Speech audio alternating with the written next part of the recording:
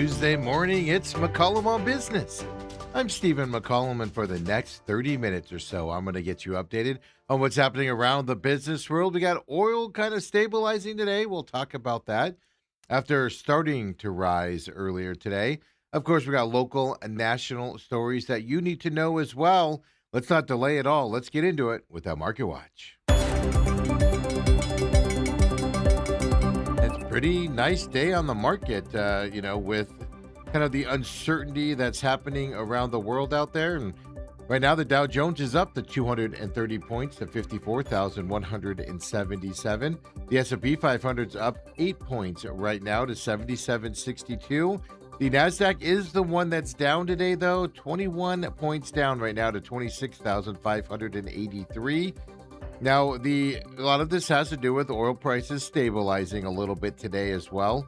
Then the small cap index, the Russell 2K, it's up 22 points right now to 3,040.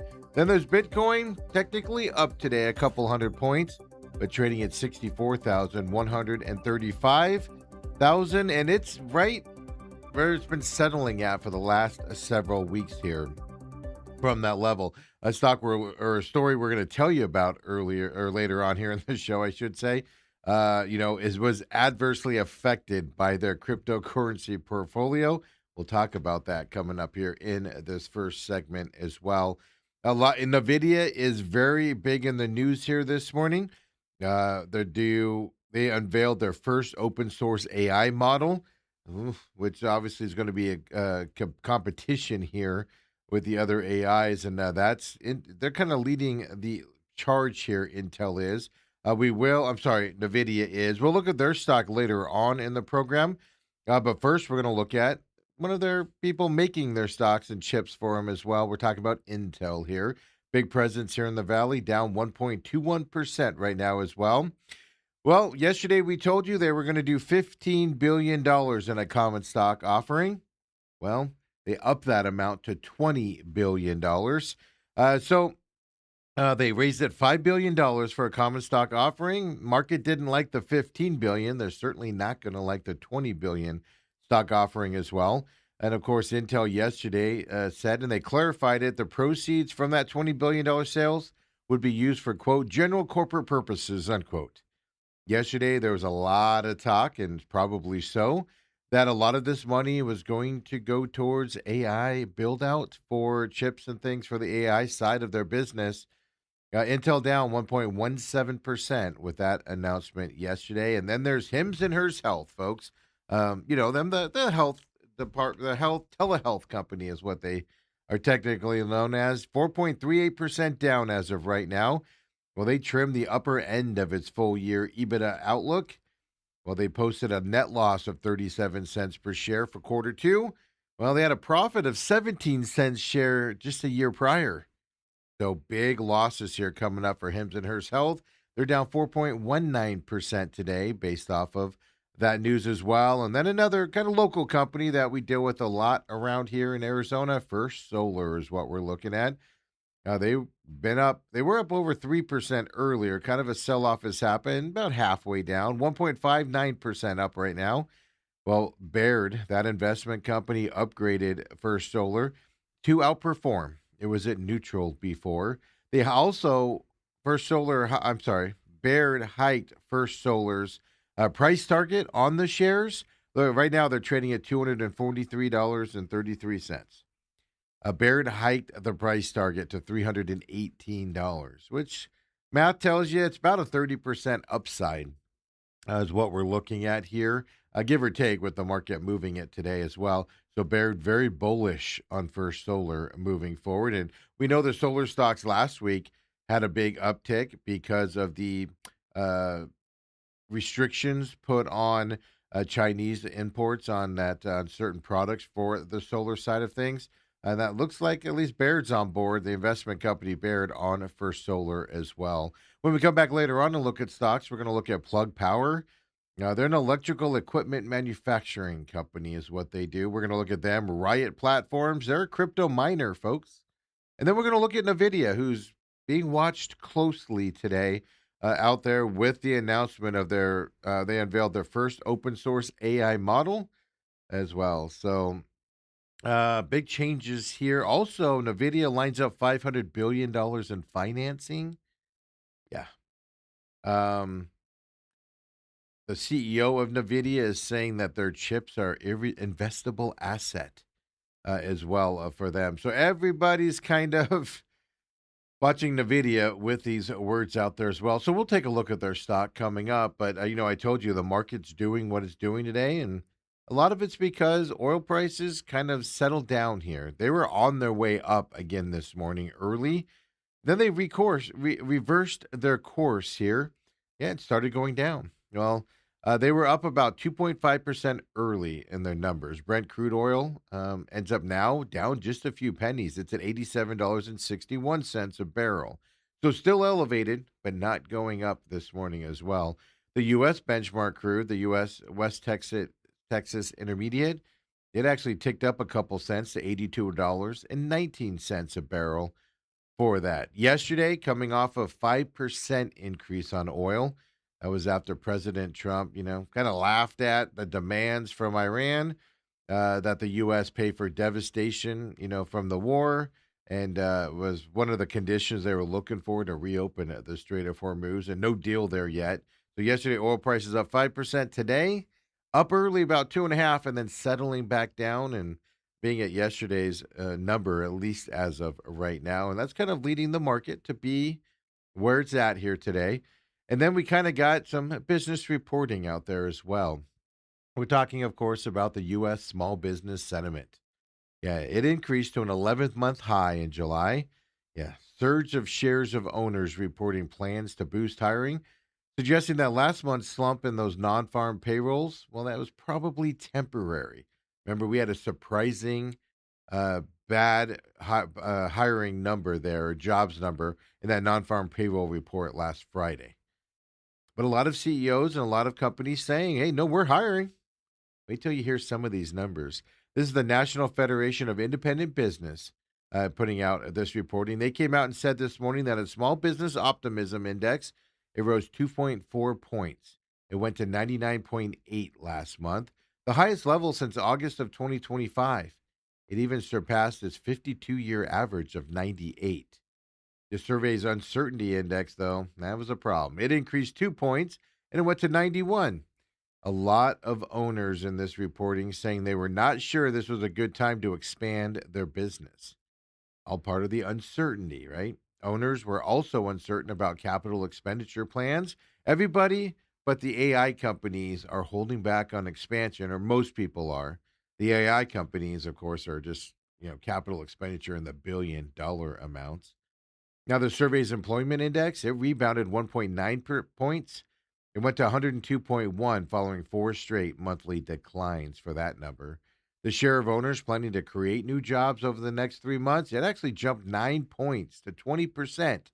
That's the highest level since October of 2022. Now, the problem is worker shortages, folks. Believe it or not, there's a lot of those worker shortages concerns out there. The share of owners reporting job openings that they could not actually fill, it increased 4 points. It went to 36%. That's the highest reading since June of 2025. These unfilled positions were for both skilled and unskilled labor, by the way. So it's encompassing everybody. The labor force has decreased by more than a million people this year alone. Right, retirement's a big part of that, but let's face it, a lot of it being that a crackdown on illegal immigration by the government in this last year. Further declines are likely as hundreds of thousands of immigrants have lost their protected status. The NFIB study did show that labor quality or availability was small business owners' single most important problem in July. 27% identifying that as their main issue. That's the historical average on that is only 12%, and it's at 27% right now. They can't find workers to fill jobs on jobs they want to do. Now, the big hit areas with the labor shortage and availability, construction, all the way to agriculture, those types of jobs. Labor availability dominated comments from owners in those two fields. Some of those owners said, quote, finding or having qualified skilled labor applicants is non existent. Other people said the labor workforce is getting slim, and it seems like quality people are getting harder to find in those labor fields out there. Now, that's just the labor fields, right? Then you can get into the non-skilled labor, and same issues coming from that side. Reports of inflation is the most important problem. Well, it wasn't the most important problem anymore. It dropped for the first time this year. Only 14% of businesses are saying it was an issue, down 7 points just from the June listing of this reporting as well. The concern isn't inflation anymore. It's, can we fill jobs? Can we expand you can't expand your business if you don't have employees to do so, folks, and things. So we got those reporting hitting the market here, or the economy here today as well. And then President Trump's still trying to, keep the economy propped up here with the inflation uncertainty, the tariff uncertainty out there. President Trump did extend the waiver for 90 days. This is the extension here of the foreign ships are being able to transport goods, things like oil, fertilizers, fossil fuel products among U.S. ports. This is the Jones Act that was first waived back in March 17th, and it was waived so it would be easier to transport oil and refined fuels among ports, reducing price pressures after the start, of course, of the war with Iran at the end of February.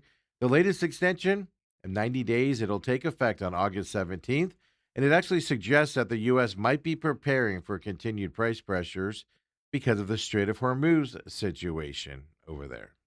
Yeah. They're extending it because they don't know when that Strait of Hormuz problem is going to be fixed. Now, unlike previous extensions, the Pentagon will actually consult with maritime administrations. They're going to decide which voyages are exempt from the 1920 law, which the Jones Act is in that 1920s law. It's a subsection of it. The new waiver will only apply to cargo that are sourced of energy and commodities related to agriculture, which would mean fertilizers, soybean oil, and things of that like out there. So that Jones Act being extended again, that is a signal of trying to ease those energy prices where there could be no end in sight with those elevated energy costs out there. This is a way to kind of freeze it down a little bit. And, here at McCollum on Business, we don't get into politics too often. But boy, you got to love, and this is a business story, right? A recruiting story that goes into the politics side a little bit. And I just can't get enough of this. Regardless of your feelings on politics, gotta love one state's attacking, going after the jobs of another state out there. And right now, if you're in New York, I know we got some watchers in the New York area. I don't know if you're in Manhattan or in the boroughs, or if you're in North. It just tells me New York out there. But if you're in that heart of Manhattan, Times Square, yeah, Broadway and West 43rd Street, maybe look up a little bit there and see that massive new billboard that was just put up there. Yeah. It says, "Thanks for the jobs," is what it says, basically. Yeah. They named the governor of the mayor of New York City there, Mamdani. They named him the Economic Developer of the Year. Florida named him that, folks. And they put his picture and the award right there in the middle of his city there in Times Square. Yeah. America is facing what business leaders are calling a historic choice between free enterprise and expanding government control. Now we know Florida; they've taken that ideological fight, and they're expanding on their side with companies leaving California, New York, kind of those left wing blue states. They're leaving those states and moving to the red states, like Texas, for instance, Florida as well. And now Florida's going right at the doorstep there of what's happening in New York. Some would call it democratic socialism. Some call it communism. We don't get into those labels here at all. Armed with a $1.8 trillion economy and record breaking wealth migration there in Florida, the Florida Chamber of Commerce has officially launched that Times Square's campaign naming Mayor Zohran Mandami Florida's, quote, economic developer of the year, end quote. I love these types of stories. Yeah. Of course, Florida's reminding New Yorkers of how progressive taxes and socialist policies are driving wealth, businesses, and families down to Florida. In addition to putting that on Mamdani, right?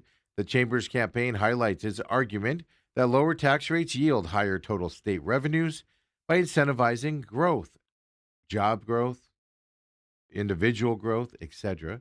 Blue state tax hikes trigger a tax-based exodus, is what Florida is claiming there in New York.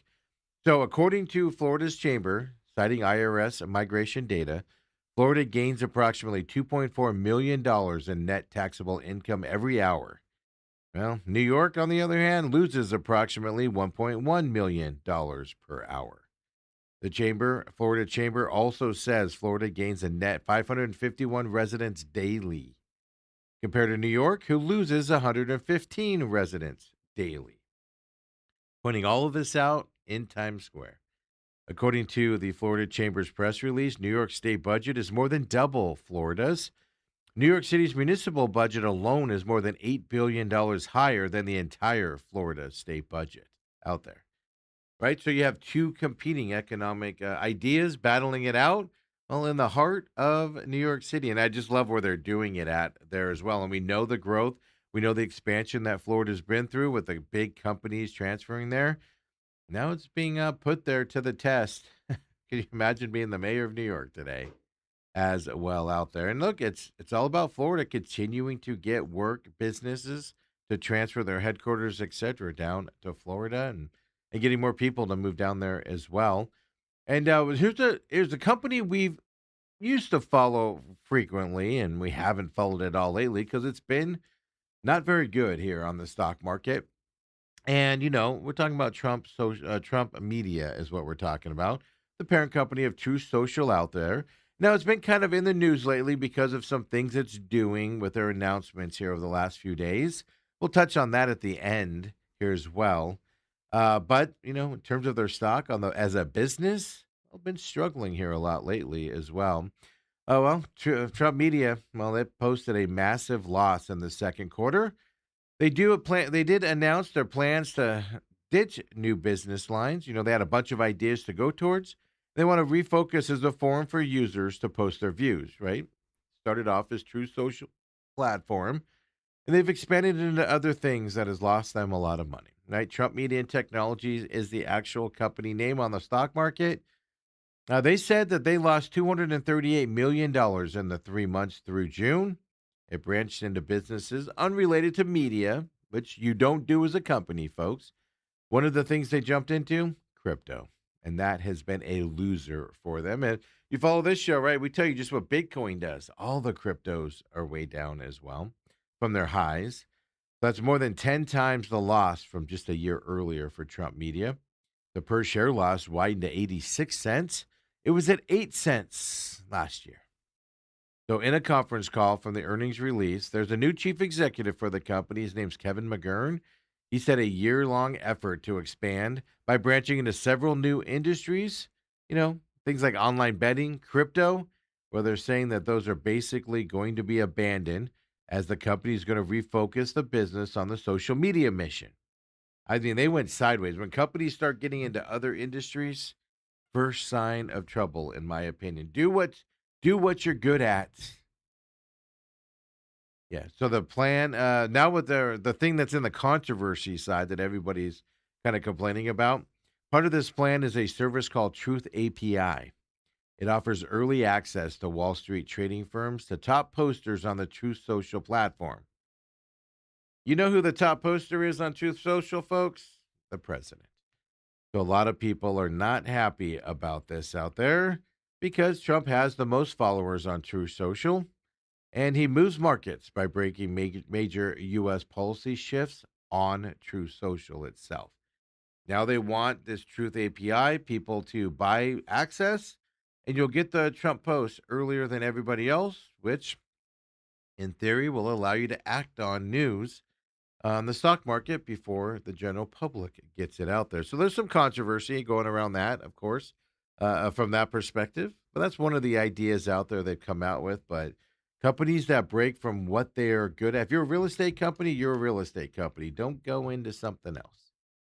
If you're a social media company, don't go into crypto and other things. You lose your butt usually, and that's what's happened with Trump Media as well. And when we come back here at McCollum Business, we keep the show rolling. You want to stop gambling if you have a gambling problem, or you don't have a problem, you just want to stop it because you feel like it. Well, some resources here in Arizona for you as well. We didn't talk about it much, but I was kind of reviewing Scott Bessent, Treasury Secretary's visit to Arizona last week. We'll talk a little bit about what he had to say when he was here in Arizona, and a popular soda that's kind of gone by the wayside. When I was a kid, it was everywhere. 7-Up making some changes. We'll tell you about that coming up, folks. McCollum on Business.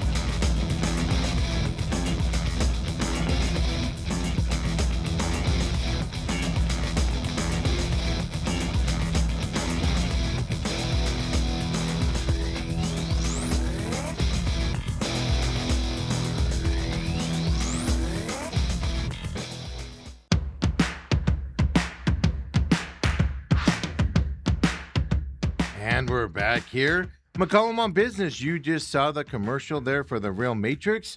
Every Friday at noon, a new episode comes out over on Rumble only, exclusive to Rumble there for the video portion.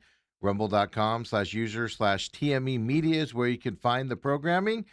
And now, of course, if you just go to Rumble and just search the Real Matrix Angry Patriot, it is in the Rumble search engine.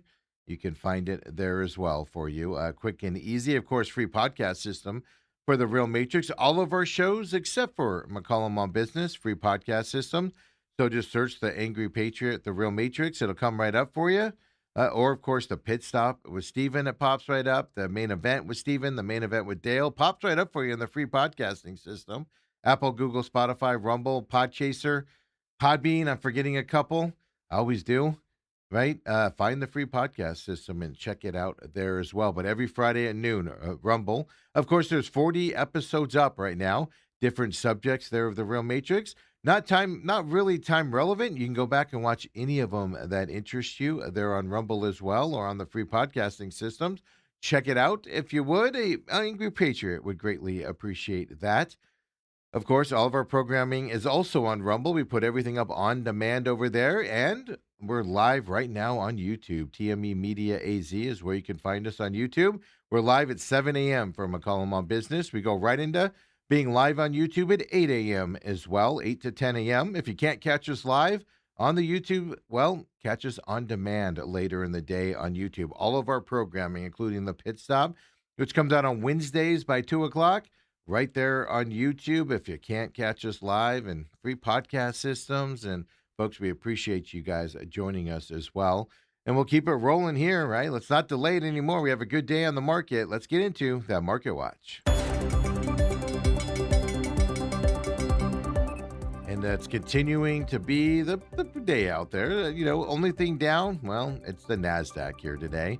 It's everything is just kind of unchanged is how I would phrase it, with oil prices stabilizing, and some stocks are dominant, like NVIDIA, which is the stock we're going to look at here coming up. But just there today. Dow Jones up 86 points right now. S&P 500's up to 3 points. So the NASDAQ's the one that's down. It's 21 points down as of right now. The Russell 2K small cap index is up 19 points right now for that. And then Bitcoin, the big tumble down here, right? It was up 200 and something points when we looked at it earlier. down under 64,000 now, 63,916,000 for Bitcoin right now. And Plug Power is the first stock that we're going to look at here in this segment. Electrical equipment manufacturing is what they do. 4.27% up here today. They reported a smaller than expected loss for the second quarter. They were up 13% in pre-market trading. Here right now at 4.27%. The pre-market number is what caught my attention this morning here as well, but smaller than expected loss. Market is responding positively for Plug Power here on this Tuesday. And then there's a crypto miner called Riot Platforms is what we're going to look at next. 8.74% up right now as well. Well, pre-market, these guys are 20% up in the pre-market side. Market open, and you see they've settled down to 8.97%. Their second quarter revenue topped analyst expectations. Riot's top line clocked in at $174.2 million. Analysts were expecting $154.3 million. They blew away their revenue number, folks, as well. The company announced a 191 megawatt data center lease deal with a leading frontier AI lab is how they phrased it. Riot Platforms, big day today here, 8.71% up as of right now. And then finally, our last stock is going to be NVIDIA here today as well. I told you earlier in the show, we're going to look at them. 1.08% up here.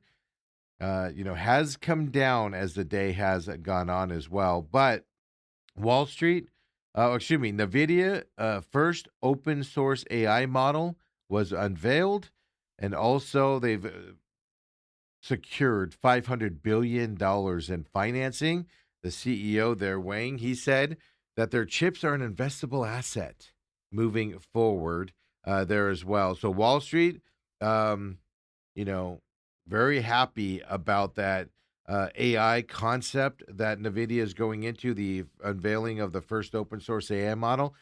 The market's liking that. It's all the talk here on all of the business sites here as the morning has gone on as well. So NVIDIA's up 1.05% here today as well. And let's get into some local stocks here. And we weren't really, but gambling, it's a legal thing now. It's a multi-billion-dollar industry, legal and illegal, but mainly it's a multi-billion-dollar legal entity here in Arizona. And some people, obviously, are losing a lot of money in gambling. You don't go on these sites and win a ton of money because you're not on them, because they will kick you off if you win too much.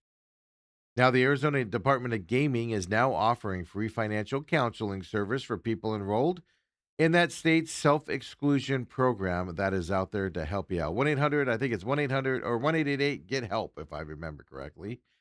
Arizona previously offered financial counseling only for gamblers enrolled in a treatment assistance program.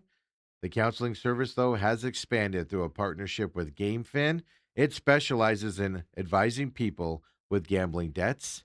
The state recently increased its program's budget to get people help to get out of the bad habits of gambling. If you're gambling more than you can lose, etc. Last fiscal year, 651 Arizona residents enlisted in that self-exclusion program here in Arizona. That's the highest total ever of people going into that program. And they're expanding it, and rightfully so. If you're going to have legalized gambling, you've got to protect people that realize they have a problem and to get their help. Gambling, like drugs and alcohol, even though you can hurt other people with that, you're damaging yourself mainly. Gambling is a big entity here. You could ruin lives and families, etc., a ton, just like those other drugs and alcohol stuff can as well. You've got to have the programs available out there if you're going to, take the tax revenue from it, in my opinion. Hey, the sell it and go story, it might not be over. Over the weekend, we found out that an Arkansas-based drive-through coffee chain, there are two of them here in the valley right now, from Seven Brew is the company. Well, they're going to contest the sell it and go sale of those 65 closed locations to Dutch Bros. That was announced last week as well. Excuse me, I got the hiccups all of a sudden. Now, if you remember, Salad and Go, everybody lost their mind. Salad and Go entered the Chapter 11 bankruptcy progress process last week, and they had a deal in place to sell and transfer the real estate and leases of 65 of its locations to Dutch Bros. Now, that's unique that they negotiated that deal before they filed for the bankruptcy. It is a unique move, and out of bankruptcy. And usually it goes to an open auction process and then they're sold off. Salad and Go went ahead and did the process beforehand with Dutch Bros. Now, all the locations, about 70 in Arizona and Las Vegas, were actually sold as well, or actually closed by Salad and Go. 51 to 60, I've seen varying numbers there, are supposedly, have a deal to go to Dutch Bros as well. This is the deal where Dutch Bros will pay $105 million to buy the buildings and transfer the leases to their company. But Dutch Bros already paid $10 million as a deposit. Now they just got to wait on the judge's side of things. Now, Salad and Go, in its bankruptcy filing, said it held an extensive search for potential buyers. And they said because of Salad and Go's stores being unique, 800 square feet, up to 1,000 or 1,500 square feet is what they are. Obviously no dine-in seating. It's a drive-up site and everything. They said only a few operators could utilize the sites without incurring the material costs, delay, or permitting risk associated to reconfigure the premises out there. And that's why they said it's set with Dutch Bros. But reportedly, Severn Brew was saying we offered more than Dutch Bros did. Bankruptcy courts only care about one thing: how much money can you get for the assets? So there might be a battle here for these 50 things. And an outside company from Arkansas, they have two here. So there are two Severn Brews already here in the Valley. Well, they could have a rapid expansion coming up here if they win this battle against Dutch Bros out there for those Salad and Go locations. And I know he was in town last week. We didn't talk about it here on the show. I got some info on it. I know he toured Frito-Lay down in Casa Grande. He, of course, talked about the semiconductors. So I want to give you the update here because Treasury Secretary Scott Bessent did come to Arizona last week. He wanted to spotlight President Trump's economic agenda, and he went down, as I said, to the Frito-Lay manufacturing plant down in Casa Grande. He said the White House also has its eye on another thing about Arizona, and that's our semiconductor industry that we've grown here as well. What he said about the semiconductor industry is, quote, those are going to be high-paying, skilled jobs from maintaining the fabs, the factories, maintaining the fabs all the way to the precision jobs. That's going to be very powerful for the state, is what he was saying about the semiconductor industry.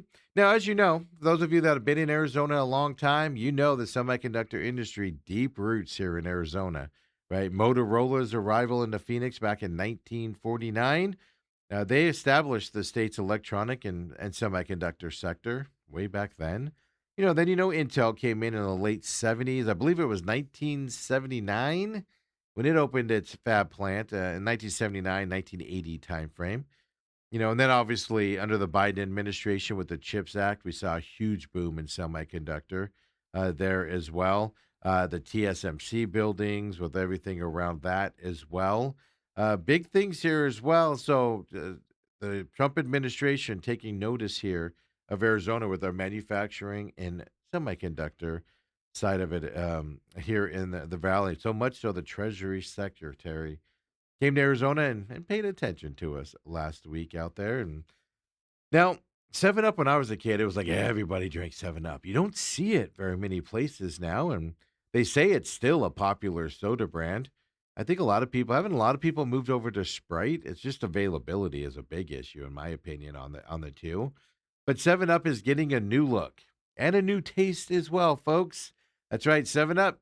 What was the best ad campaign ever out there? Of course, 7 Up, yours. That was so great back in the day. It debuted a fresh look, 7 Up did, for its beverage lineup. They revealed that their signature product, 7 Up, it's been reformulated with a lime-forward profile. Look at the can there. If you notice the difference, it says lime lemon on the top of it. Big letters that stand out now as well.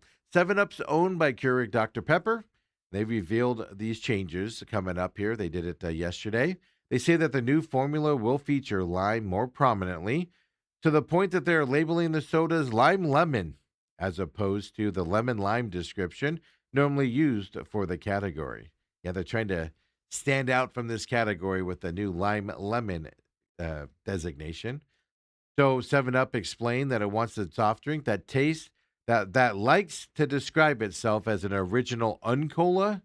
Well, they want it to embrace an identity that'll allow it to stand out in the beverage aisle and call the moves the biggest shift for the product in more than 15 years. It is dangerous. Ask Pepsi, ask Coke. New Coke, right? New Pepsi. It is dangerous to reformulate and bring out new versions of the show. Adding flavors is one thing, changing a formula is completely different as well. Now, the new formula will extend past regular 7 Up. It's going to go into zero sugar, cherry zero sugar variations as well. It's going to be again rolling out this month alongside the new Flip the Sip marketing campaign that they're coming out with. The company hopes its latest formula will prove to be the recipe to reach a younger demographic, and that's the key. Younger demographics don't like the current version of 7 Up. Yeah. The taste preferences of Gen Z apparently are, and Gen Alpha, the younger generation, they're described by its State of Beverages 2026 report came out. And these younger generations are literally affecting the way these companies make their drinks moving forward as well. So they there's reports out there. They do studies with this younger generation that like I said, they tell them what they don't like about it and what they do like.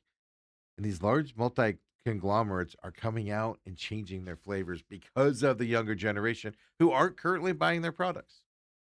7 Up is the newest one to do it. Their lime lemon 7 Up. New flavor, new category, new formula. More importantly, this is dangerous here, right? Those of us old enough remember, clear Pepsi. Remember that?